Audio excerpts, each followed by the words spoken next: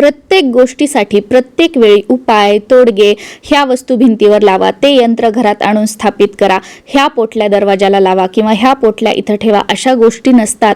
बऱ्याच वेळेला आपल्याला पूर्वीपासून जे आपली आजी पणजी आई आजही करते आणि अगोदरपासून करतात आणि आपल्यालाही सांगत आलेत, पण आपण त्याकडे दुर्लक्ष करतो. त्या गोष्टी जर आपण फॉलो केल्या तर नक्कीच आपल्या घरामध्ये आपल्या आयुष्यात सुख समृद्धी ऐश्वर पैशाची भरभराट होऊ शकते. माता लक्ष्मीचं कायम आपल्या घरामध्ये वास्तव्य राहू शकतं. ते म्हणजे संध्याकाळी 6:30 ते 7:30 ही वेळ माता लक्ष्मी आपल्या घरात येण्याची वेळ असते. या वेळेमध्ये मुख्य प्रवेशद्वार थोडा वेळ उघडं ठेवायचं, देवासमोर तुळशीसमोर दिवा लावायचा, आपल्या कुलदेवीसाठी एक तुपाचं निरांजन लावायचं आणि श्री सूक्तमचं पठण करत जा. त्याचबरोबर एक वेळा व्यंकटेश स्तोत्राचं पठण करा. बघा, माता लक्ष्मी भगवान श्री हरी श्री विष्णूंसह तुमच्या घरामध्ये कायम आणि स्थिर स्वरूपात वास्तव्य करेल.